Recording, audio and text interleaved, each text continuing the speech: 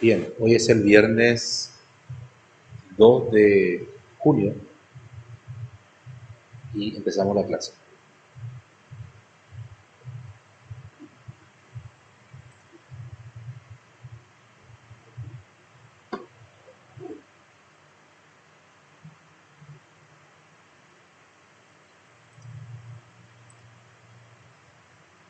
Sí, fue rechazado, dice. Ah, claro, claro.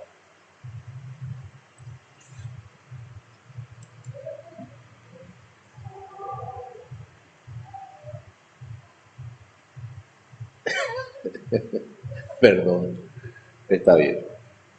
Bueno, viernes 5 entonces tenemos una diapositiva inicial. Esta diapositiva se refiere a los primeros textos. Creo que fue el primer texto de la clase que, que se utilizó como...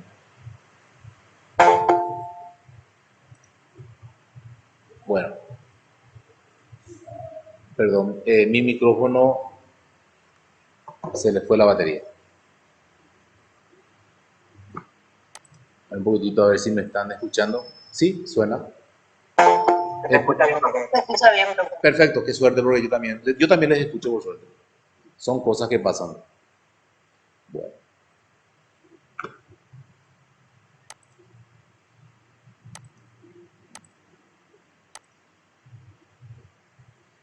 sobre el primer texto de la clase, el origen del hombre. Bien, un repaso un poquitito de todo lo desarrollado o que leyeron ustedes y que también utilizamos para un poco del debate y abrir un poco el tema. Era mi idea inicial hacer los textos eh, para que todos lean los textos y también hagamos un resumen de todo. Cosa que no se pudo hacer, ¿verdad? Por el tiempo. Pero este texto y otros que voy a pasar, diapositivas, van a resumir eso mismo de una forma simple, de una forma sencilla.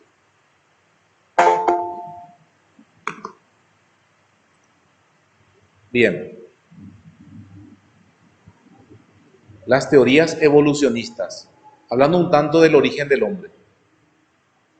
Hasta bien entrado el siglo XIX, donde en este periodo se desarrollaban las primeras ideas de evolución, como las propuestas por Lamarck.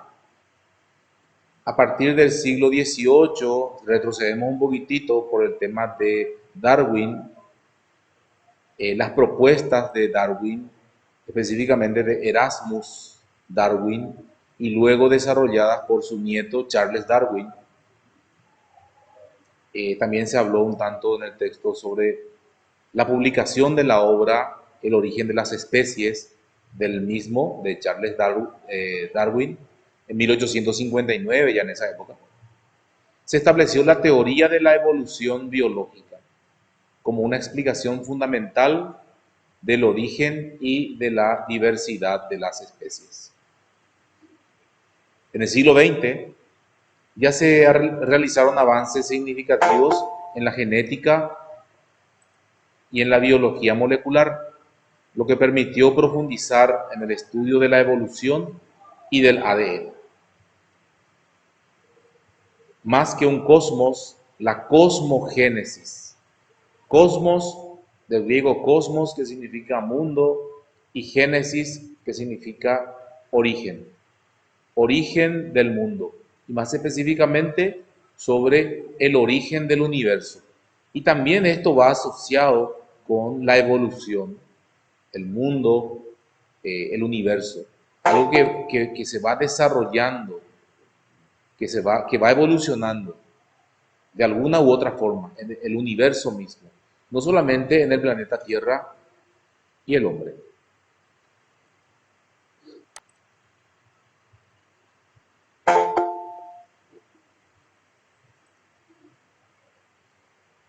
Teorías afinalistas. Existen teorías que argumentan que la evolución no tiene un propósito o una finalidad predeterminada, sino que es más bien fruto de procesos naturales y aleatorios, o sea, al azar, de forma aleatoria se van generando las cosas. Y será que ese azar fue tan privilegiado para que se pueda desarrollar el universo como tal y la vida del hombre más aún, ¿verdad? Bueno, demasiada fe en el azar. Algunos críticos señalan que la explicación de la evolución basada en la selección natural y la mutación aleatoria ya es exagerado. Algo tiene que existir ahí, una intervención. Y es mucho azar para que todo esté en su lugar. Como decía Santo Tomás de Aquino, en cuanto a su quinta vía del orden del mundo, de la cuarta vía mejor, de ese orden en el universo del mundo y en la quinta más específica, alguien tuvo que ordenar este mundo previamente, o este universo. O sea, este orden infinito no puede ser fruto del azar, es fruto de una mano, de alguien que ordenó previamente, y es Dios. En la postura atomista me refiero. Sí. La explicación finalista, la más razonable a otros argumentos que una explicación finalista, que incluya un propósito o dirección en la evolución. Es más razonable un poquitito, en el medio tal vez sea, pero que el hombre, o sea, la creación, la evolución del hombre, en este planeta, justo en este planeta, en el universo extraordinario.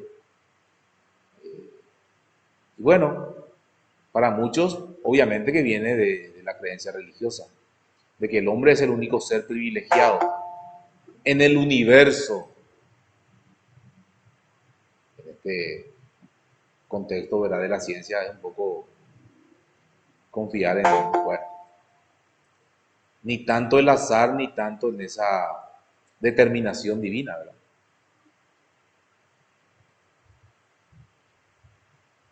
El Homo sapiens, algo más que evolución biológica. Se reconoce que la evolución biológica no es la única influencia en la aparición del Homo sapiens, ya que también han intervenido aspectos culturales y cognitivos. De hecho, que en su proceso de evolución, ya desde su aparición. La evolución teleológica plantea una pregunta. La evolución teleológica en cuanto al fin del hombre, el sentido de su existencia. La evolución teleológica que considera la existencia de una finalidad o propósito en la evolución. Plantea interrogantes sobre el sentido, como decía, y la dirección de ese proceso evolutivo. Hay un sentido de la misma de la existencia del hombre, y de hecho que hay varias, eso en filosofía se denomina filosofía de la historia. Y hubo muchos filósofos de la historia, en la historia de la filosofía, valga el juego de palabras. El primero de todos fue San Agustín, y justamente se preguntó sobre el sentido de la existencia del hombre. Y de hecho que para él tenía sentido, en el sentido de, o sea, en cuanto al fin del hombre, el fin del hombre aquí en este mundo. Por algo está, para algo está. Y bueno, en la obra La ciudad de Dios, él va especificando justamente esta cuestión. Y eso tiene de que el fin del hombre es individual. La vez pasada yo empezaba a hablar sobre la postura aristotélica tomista y a la postura actual de la iglesia, ¿verdad? Y San Agustín ve el fin del hombre como algo individual, dependiendo justamente de la vida moral que lleve. Los buenos van a la ciudad de Dios y los malos van a la ciudad terrenal o el infierno, más o menos. Después hubo otros como filósofos de la historia, como Hegel, uno de los grandes, que hablaba justamente también del sentido de la historia.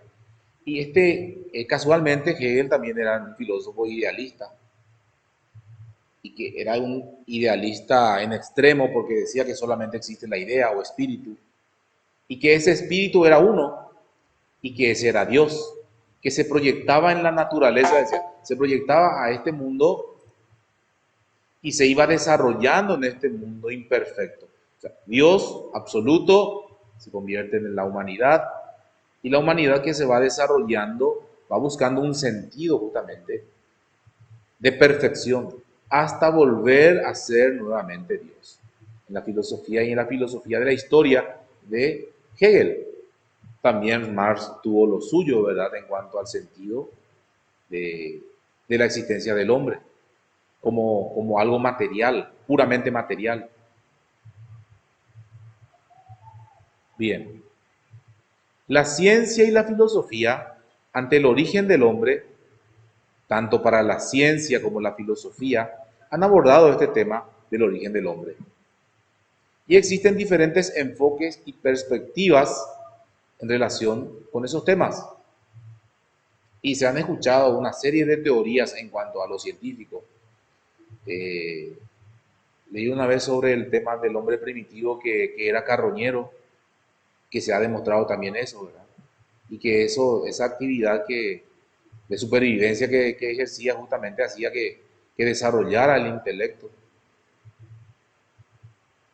buscando la carne, ¿verdad? La carne podrida, una de las teorías. El puesto del hombre en el cosmos. Cosmos, mundo, pero sería también universo. Se reflexiona sobre la posición. El hombre es el centro, o mejor, el hombre es el rey de la creación. Bueno, utilicé otra vez la palabra creación en un lugar indebido.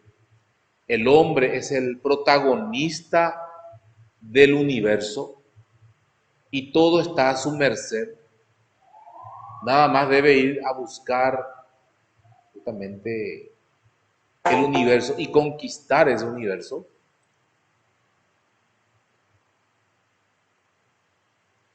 El significado del ser humano dentro de ese universo. De hecho, que para la Iglesia Católica o para el cristianismo es el centro del universo. El hombre, el único ser. Considerado su origen evolutivo. De hecho, que ya no se puede negar la evolución del hombre. Bueno, salvo algunas iglesias del cristianismo que todavía rechazan eso. No sé cómo lo harán. Y su relación con el entorno cósmico. De hecho, que la Iglesia Católica acepta plenamente la evolución. Vez pasada, la primera clase creo que leímos un poco sobre la Biblia, sobre el prefacio de la Biblia latinoamericana, que habla justamente de ese proceso evolutivo.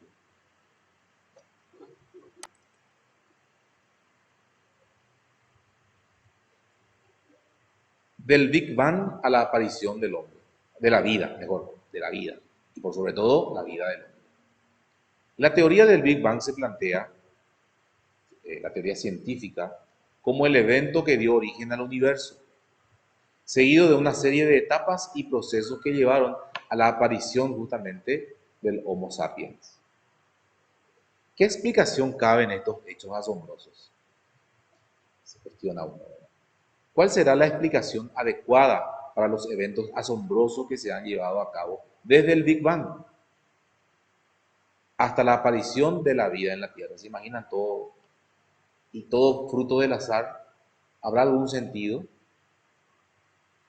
Los científicos rehúsan hacerse muchas preguntas también, pero existen. Aunque los científicos pueden evitar hacer preguntas sobre el origen último del universo y de la vida, aún existen interrogantes que buscan respuestas más allá de las explicaciones puramente científicas.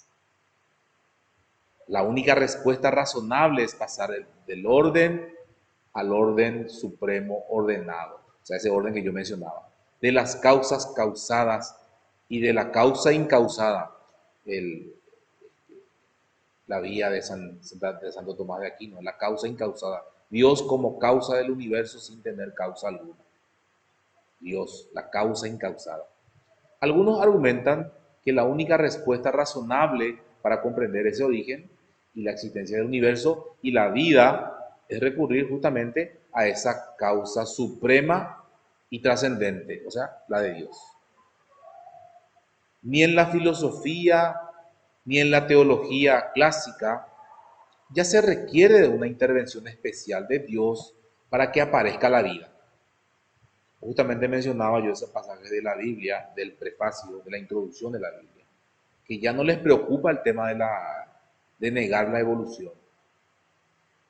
Se aclara que ni la filosofía ni la teología católica requieren de esa intervención especial de Dios para explicar la aparición de la vida, ya que pueden considerar procesos naturales y evolutivos, y tal vez al principio haya habido una intervención divina.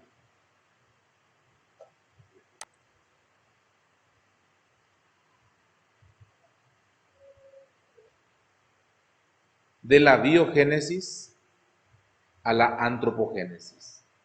La célula tuvo antecedentes. Se exploran los antecedentes de la célula en la evolución biológica, rastreando sus orígenes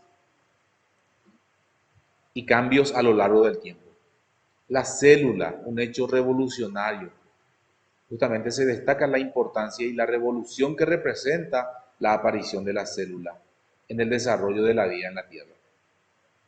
Inútil intentar definir la vida. Se plantea el desafío de definir de manera precisa qué es la vida. Ya de hecho que no es un tema científico. Y de hecho que para la ciencia se explica fácilmente lo que es la vida. La vida es un proceso de nacer, crecer y morir. Reproducirse, si se puede, ¿verdad? Y morir. Ya que existen diversas formas y manifestaciones de la misma. Animal, vegetal. El ser vivo no es una máquina. Se resaltan las diferencias fundamentales entre los seres vivos y las máquinas, enfatizando que los seres vivos poseen características únicas y complejas, que la ciencia a cada momento está tratando de emular, ¿verdad? De imitar ese proceso biológico. La evolución de la célula por periodos geológicos, y eso se ve justamente en las incrustaciones en la paleontología de seres vivos unicelulares y su evolución. Se describe la evolución de las células a lo largo de diferentes eras geológicas, mostrando su diversificación y adaptación a distintos entornos. Los primates.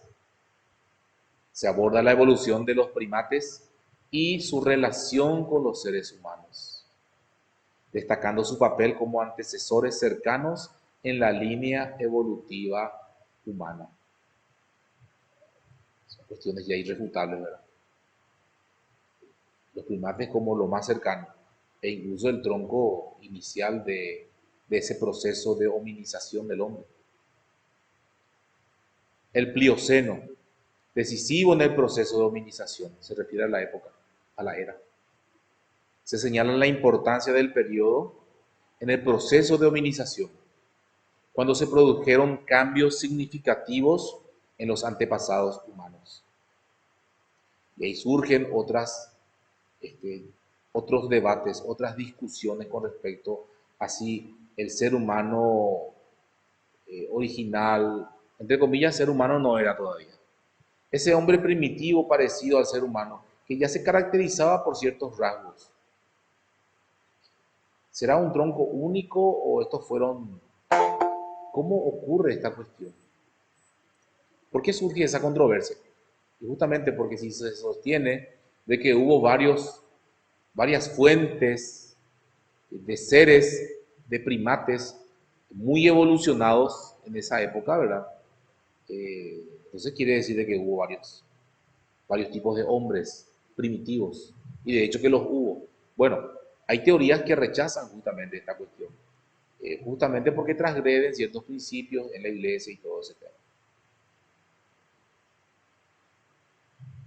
Homo sapiens.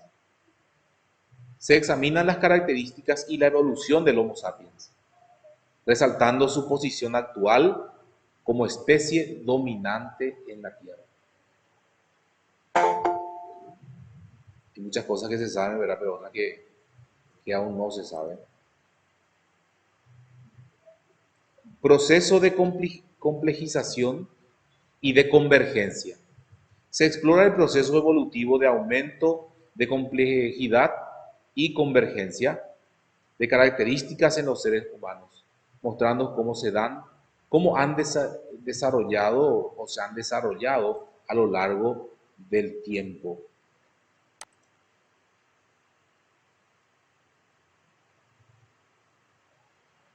Monogenismo o poligenismo, de lo que mencionaba. Monofiletismo: se discute el origen de la humanidad a partir de un único linaje ancestral, lo que estaba mencionando, abogando por el monogenismo como explicación, una sola vertiente de ser humano, o mejor, de especie de homínido que va evolucionando. La paleontología parecería inclinarse justamente hacia el poligenismo, o sea, varias fuentes del ser humano. Se examinan argumentos de la paleontología que sugieren la posibilidad de múltiples orígenes humanos, planteando el poligenismo como una opción. Las leyes de la genética, justamente en esa parte se destaca el estudio del origen o de los orígenes humanos y su influencia en la comprensión del monogenismo y el poligenismo. Y el poligenismo, mejor dicho, el monogenismo también tiene ciertos aspectos ciertos. Se presentan argumentos a favor justamente de esa teoría, como la explicación más plausible para el origen humano, basados en evidencia genética y antropológica. Y solo se ha hablado biológicamente, considerado lo biológico. Se reconoce que la discusión se ha centrado únicamente en ese aspecto biológico del origen humano en cuanto a si tenía un solo origen o si tuvo varios, dejando de lado también, por supuesto, los aspectos culturales y sociales en cuanto a su evolución. El desarrollo del psiquismo humano. Con el Homo sapiens sapiens, la evolución somática se detiene. Es el momento actual. Se muestra que con la aparición del Homo sapiens sapiens, la evolución física humana se detiene. Pero es que también el desarrollo o la evolución de los seres no se dan a pasos muy rápidos, ¿verdad? Es lento, dando lugar a un enfoque en el desarrollo psíquico del ser humano y que por supuesto también podemos afirmar de que esto no se detiene realmente. Lo que pasa es que estamos viviendo el tiempo. Hay muchos filósofos que hablan justamente de esa evolución infinita del hombre. Los vitalistas en especial, ¿verdad? Que sostienen que el hombre, como Bergson sostiene, que ese desarrollo, evolución humana, el desarrollo humano, no tiene fin.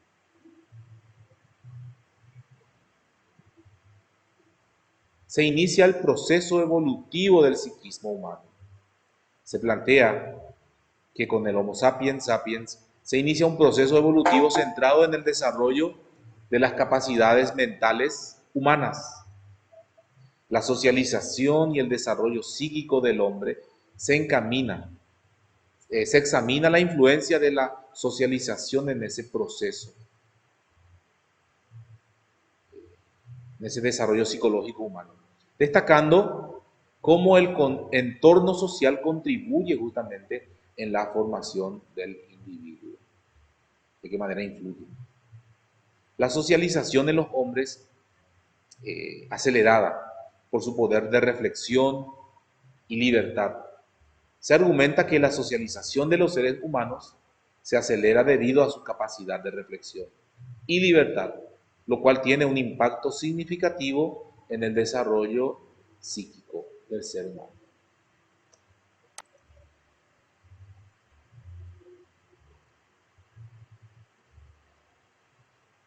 El neolítico, están los factores psíquicos que predominan sobre lo biológico. nacen las culturas. En el neolítico, en el paleolítico, de hecho, que los pueblos son nómadas. En el neolítico ya empiezan a ser más sedentarios, seminómadas. Los guaraníes eran del neolítico. Se muestra que durante el tiempo neolítico los factores psíquicos comienzan a tener mayor influencia que los biológicos en el desarrollo humano, dando lugar justamente al surgimiento de culturas. Razas humanas. Se aborda la diversidad de las razas, o se abordó, y su relación con el desarrollo psíquico también, reconociendo la influencia de factores genéticos y ambientales de las personas en cuanto a su raza. Y temas que hoy en día casi no se habla, ¿verdad? Por obvias razones. Proceso de socialización, expresión del desarrollo psíquico humano. Se destaca la socialización como una expresión del desarrollo psíquico del hombre, mostrando cómo la interacción social influye en la formación de la identidad y la cognición. ¿Hasta dónde y cuándo continuará el desarrollo psíquico humano? De lo que mencionaba hace rato. Se plantea la pregunta sobre los límites y el futuro del desarrollo psíquico humano, reflexionando sobre posibles direcciones y avances futuros. Directrices decisivas de la humanidad y el hombre en el futuro. Se examinan las posibles influencias y direcciones que pueden determinar el futuro de la humanidad y el individuo humano, considerando aspectos sociales, cronológicos y éticos también.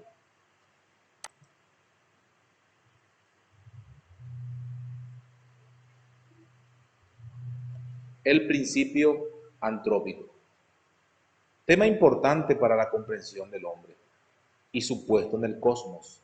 Se destaca la importancia del principio antrópico para comprender justamente la existencia y el papel del ser humano en el cosmos. ¿Será que es el único? Principio antrópico. Se explica y formula el principio que postula la existencia de un ajuste preciso de todas las condiciones en el universo y específicamente en el planeta Tierra para que se pueda dar la aparición del ser humano, de la vida humana. La admiración ante tantas convergencias. ¿Será el azar fruto de todo esto? Se reflexiona sobre las numerosas coincidencias y convergencias que se tuvieron que dar en las condiciones cósmicas y que permitiera justamente esto la existencia del ser humano, generando asombro y admiración en cuanto a todo lo que se va ajustando para que se dé en el planeta Tierra, para empezar la vida, obviamente, ¿verdad? Y por sobre todo la vida del ser humano.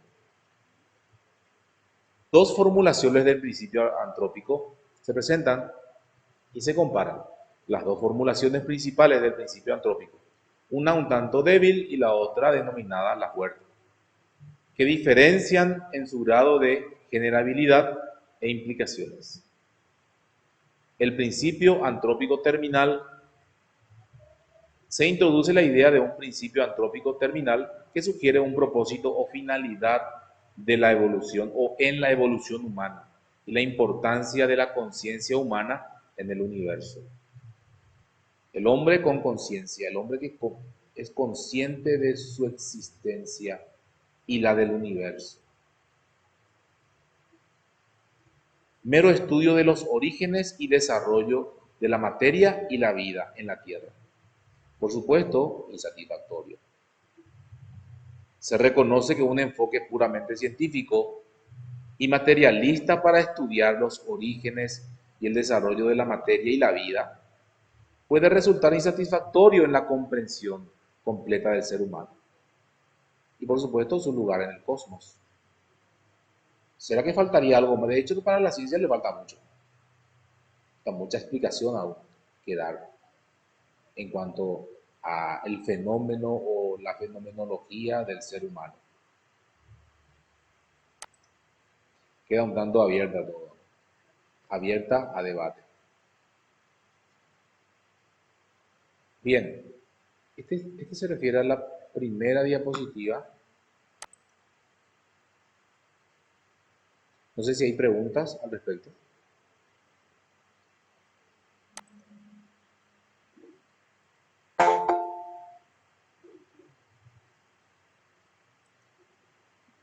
Bien, otra persona ingresa.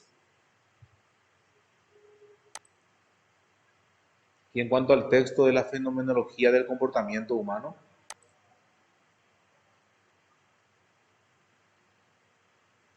de Javier Zubiri, el anterior le pertenece a Valverde, el texto que han leído.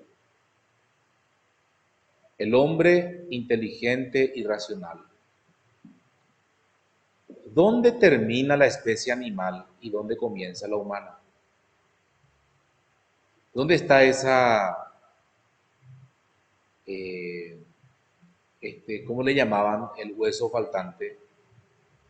En la, Nuestra inteligencia propia. a ver, ¿cómo dijo? Él La es la... inteligencia que tenemos. Claro, claro. No, es exacto, está muy bien. En cuanto al eslabón perdido, me refiero. Al cráneo que desapareció, ¿verdad? Que se ajustaba justamente al ser humano. O sea, ese salto, o será que existe ese salto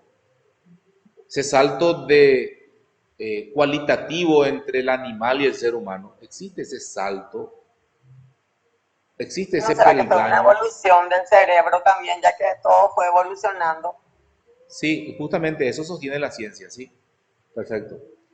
Pero en cuanto hay un cuando hay un planteamiento de la antropología filosófica, ahí es como que no se convencen del todo, ¿verdad? Porque justamente la antropología filosófica nace de la teología, en ese sentido. Pero por supuesto que lo que está diciendo no se puede refutar. Es algo que es verdad, es cierto, es cierto. El desarrollo del cerebro humano. Entonces, se plantea justamente esa pregunta sobre el límite que separa a la especie animal. ¿Y cuáles eran las teorías? Justamente ese salto cualitativo. Y en ese salto cualitativo entre el animal y el hombre está una intervención divina. En ese sentido yo me refería así. Y, Ya entiendo, profe. sí, y ahí en donde se creaban muchos debates con el tema del eslabón perdido. ¿Y qué era el eslabón perdido? Era el cráneo que demostrara que hasta aquí viene el hombre primitivo y aquí ya surge el ser humano. Y tal eslabón nunca se ha encontrado. De hecho que no existe. No existe tal. Pero era un argumento justamente que utilizaban para nunca hallar la explicación de por qué el animal y por qué el ser humano. Respuestas varias. Se exploran diversas respuestas y perspectivas en relación con la distinción entre el animal y la especie humana. El perro, luego, mira, yo en mis clases suelo enseñar que el perro no tiene inteligencia, que no tiene sentimientos, que no tiene voluntad y que no tiene libertad, que son las características de la persona, ¿verdad? Y, y ya escucho muchos argumentos en contra. Y entonces, Así es, porque yo tengo 3 perritos y los 3 me entienden. Vení acá, andate allá, ¿dónde está tu bebé? sí, sí, sí. Creo que Excelente. entienden. Sí, excelente, excelente, profe. Sí, pero yo les empiezo a explicar nuevamente el tema de que sí, tienen un grado de inteligencia, pero no se considera como tal. Tiene un grado de sentimiento, pero no se considera como tal.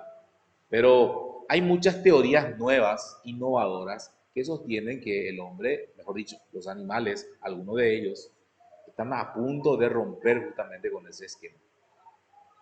Y de hecho que esto es así. Octavio Fulat en su obra Filosofías de la Educación, y a él le preguntan, eh, ¿el hombre es el único animal educable? Le preguntan. Y él dice, no, el hombre no es el único animal educable. Hasta el momento es el único animal educable. Hasta el momento. Pero puede que en cualquier momento, bueno, de hecho que no va a ocurrir seguramente porque el hombre está destruyendo todo su entorno, en cualquier momento otro animal va a poder romper con eso y va a también poder ser educable. La educabilidad es la posibilidad de ser.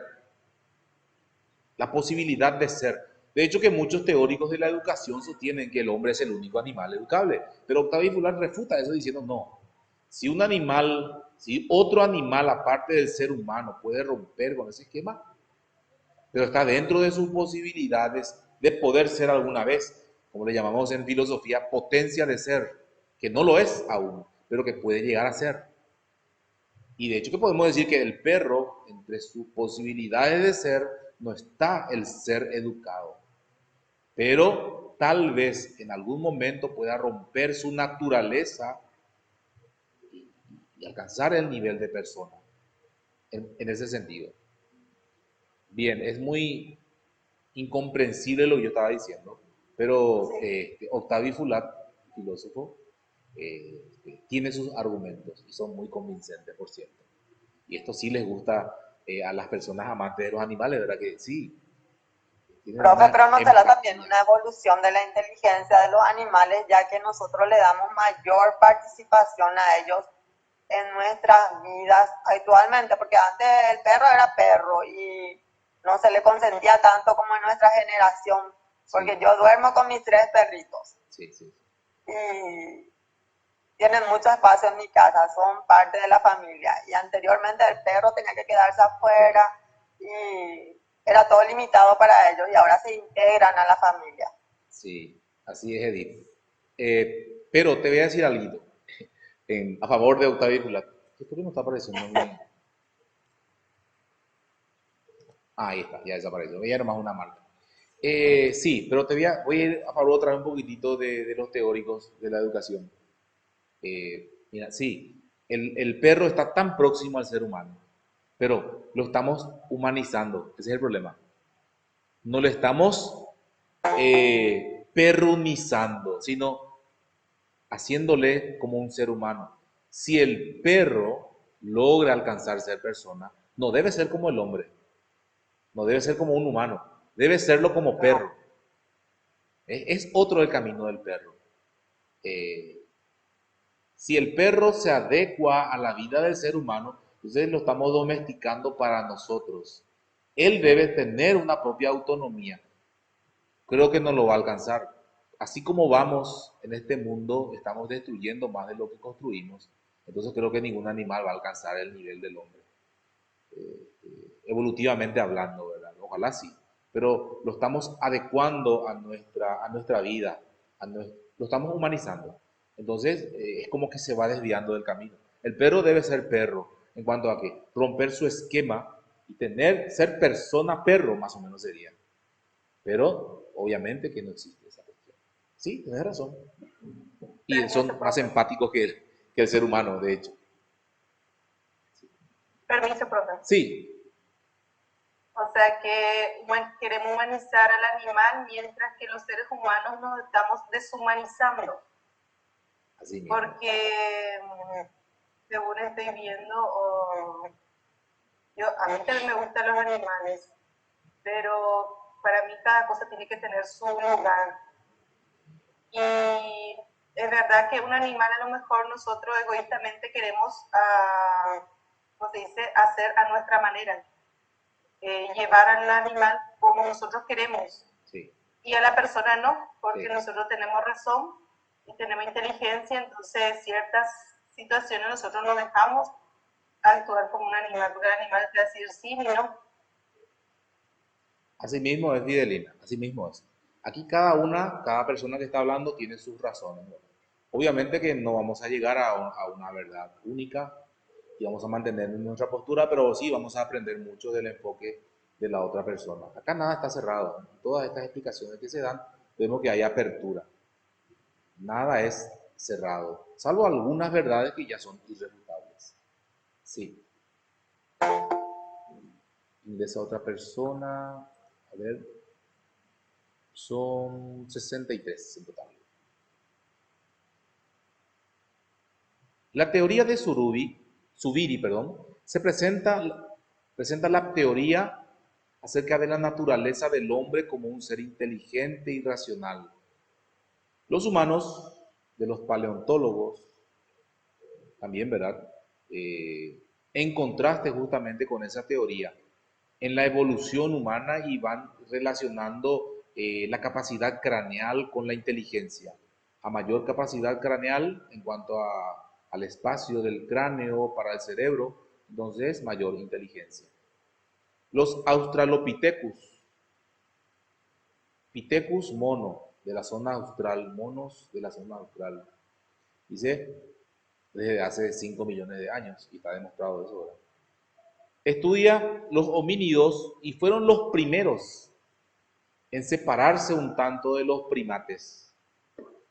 Podemos decir el origen del hombre.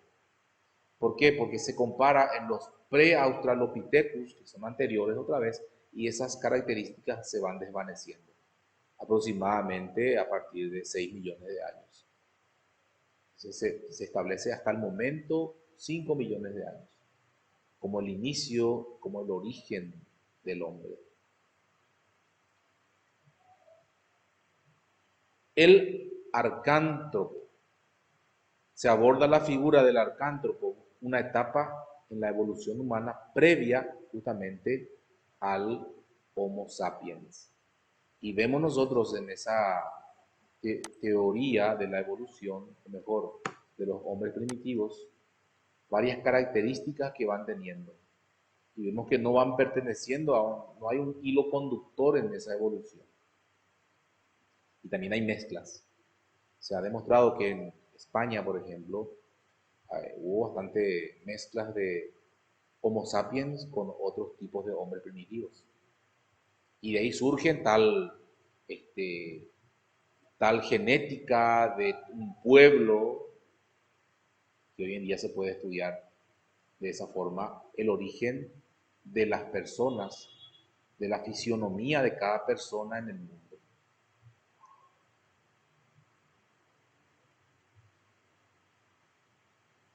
El paleántropo, dice pre-neandertal y pre-sapiens, se examina la categoría del paleántropo, que incluye formas de homínidos anteriores al neandertal y al Homo sapiens.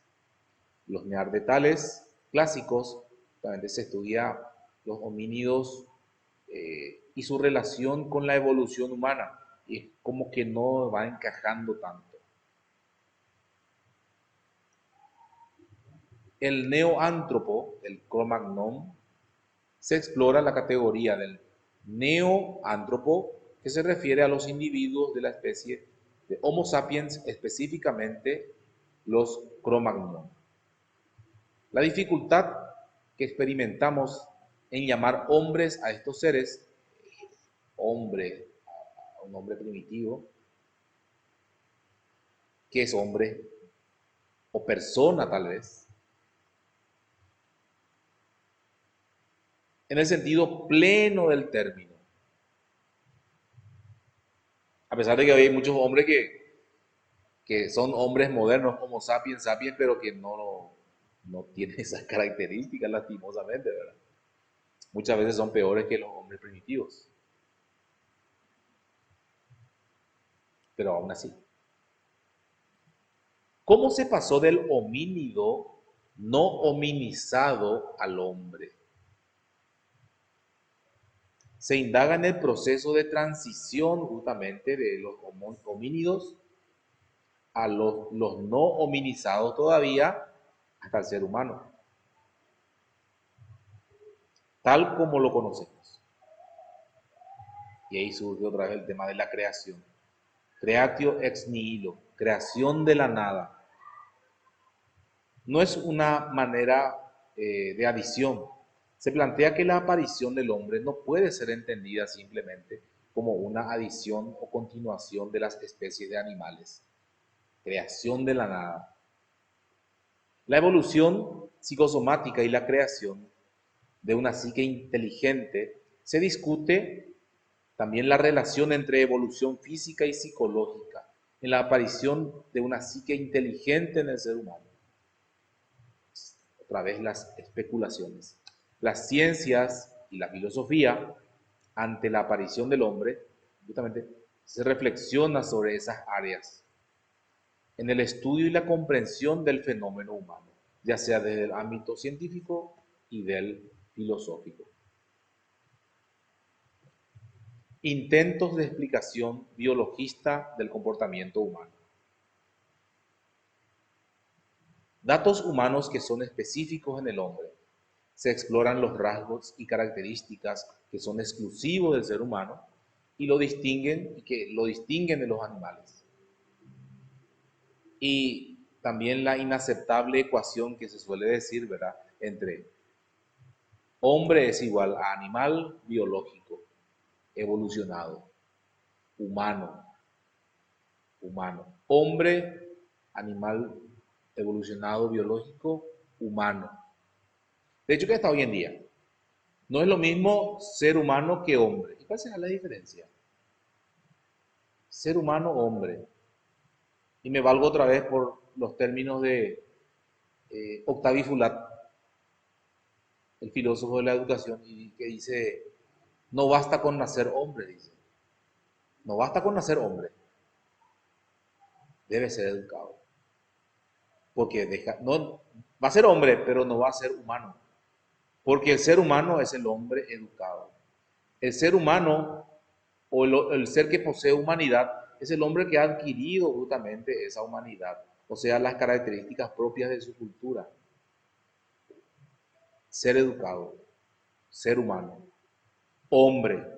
Hombre nace hombre, pero debe educarse como tal para considerarse ser humano. De ahí entonces esa ecuación que no funciona. Se argumenta en contra de la ecuación simplista que equipara al hombre con los animales o lo reduce a su mera dimensión biológica, el cuerpo humano. Nace hombre, pero si se adecua a su cultura y tiene educación, será ser humano. El antropomorfismo, justamente, antropos, hombre, morfe, forma de humano. Hablar de la inteligencia y de los animales. El tema de la compañera que estaba mencionando justamente. Es como que le estamos antropomorfizando a los animales. Estamos tratando como hombres, como personas. En ese un tanto, ¿verdad?, lo que estaba mencionando. Se examina el fenómeno del antropomorfismo, que consiste en atribuir características humanas, como la inteligencia, a los animales de manera inapropiada y exagerada. Tajante, ¿verdad? Muy tajante.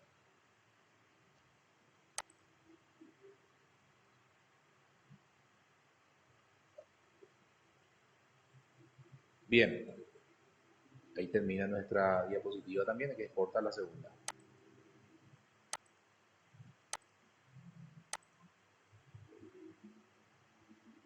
Sí. ¿Alguna pregunta?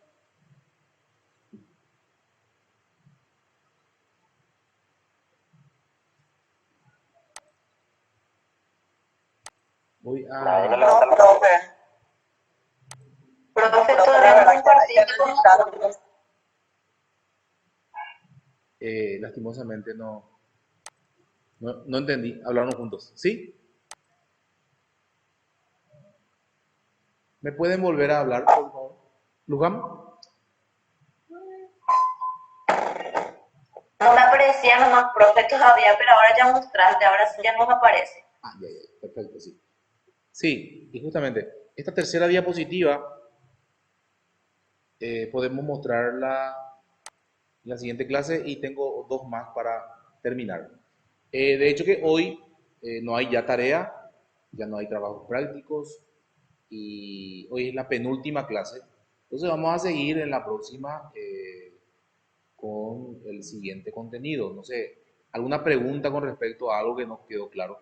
Yo estaba viendo los trabajos y corregí algunos de ellos. Vi que algunos no están todavía terminados. Subieron el enlace y están trabajando todavía. No hay ningún apuro. No hay ningún apuro. Veo que se hacen de tiempo y algunos entran a editar el texto y a mejorar y todo eso. Entonces, yo prefiero corregirlos entonces un poquitito más adelante cuando vayan terminando todos sus trabajos. ¿Qué les pareció el texto del hombre en busca de sentido?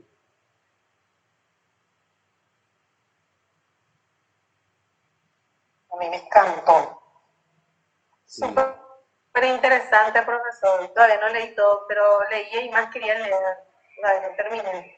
sí. Yo sabía que les iba a gustar, sabía que les iba a gustar. Ahí ya hablamos del sentido del ser humano, ¿verdad? ¿Cuál es ese sentido? Hoy hablamos un poquitito de ello. ¿Cuál es ese sentido que estuvo muy potente, dice Wilder? Ese sentido que el ser humano encuentra otra vez a pesar de las vicisitudes. Y cuando leemos esa obra, nos vienen en la mente todas esas películas que vimos de la Tercera Guerra Mundial y todo ese tema, ¿verdad? Y que es una realidad. Y en uno de los comentarios me gustó mucho, decía, no podemos pues comparar eh, actualmente lo que era vivir. Es como hay que vivir para saber lo que es más o menos. Y es cierto eso, es muy cierto. Nunca vamos a sentir como ellos lo sintieron, pero en alguna medida sí. Yo, yo me fui al cuartel y lastimosamente me fui al cuartel porque no quería irme. Si yo estaba estudiando y estaba trabajando y tenía que irme al cuartel obligatoriamente por 2 años encima. Pero tuve que irme ¿por qué? Porque era obligatorio en mi época. ¿Dónde serviste, profe? Yo me fui en el peor de todos los lugares. No fue un cuartel militar, fue a un cuartel policial y encima, Ah, ya. y encima no era de la capital, era del interior, las delegaciones de gobierno. Y era, mira, cosas que yo en esa obra leí, las viví. En serio, las peores cosas de mi vida tal vez pasé en ese lugar. Porque te veían no como un ser humano, sino como un hombre, como decía, o como un animal, en serio. El trato era terrible. Ahí pues Un no, hombre en evolución. sí, ahí no te querían, en el cuartel pues se descuerea, ¿verdad? No, ahí no te querían descuerear. Ahí lo único que querían hacerte es castigo físico. En plena dictadura, castigo físico. Así con la comisaría que te encerraban, no te castigaban porque no preparaste tereré, cosas así.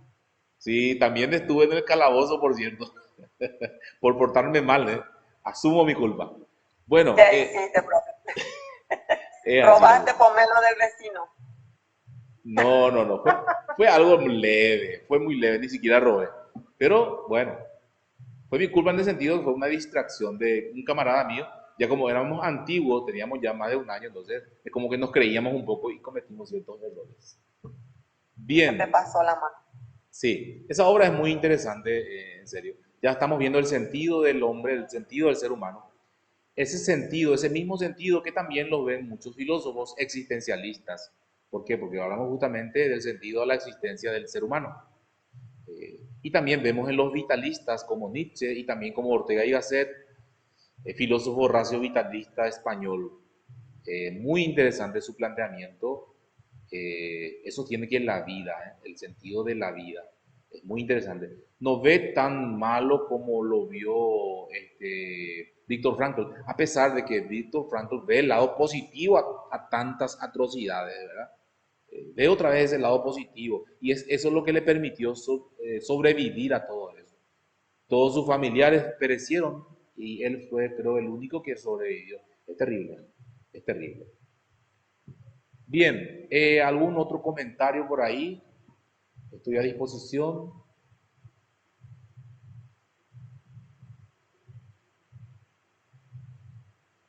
Fecha tope de entrega al trabajo, profe. Sí, muy bien, Víctor. A ver, creo que dijimos ya, creo que dijimos. ¿Y por qué no Después de la lo... última clase, una más para ver qué dijiste. Una semana más. Me Junto voy de al... ahí una semana más después del último día. Una semana más después del último día. Entonces, con la entrega de los videos.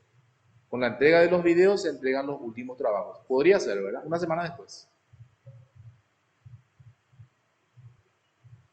Sí, está muy bien. Que quede esto grabado. No, está siendo grabado. Entonces, Profe, sí, un segundo antes, después de que te despidas, no me querés dar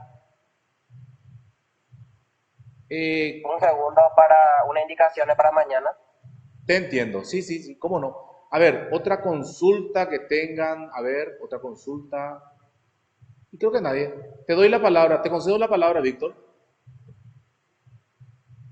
Compañeros, para epistemología, los que le falta rendir la unidad 1, 2, 3, 4, por ABC de motivos, se me escriben al privado, por favor. Me pasan su nombre, apellido, número de cédula y el motivo por el cual no pudieron rendir.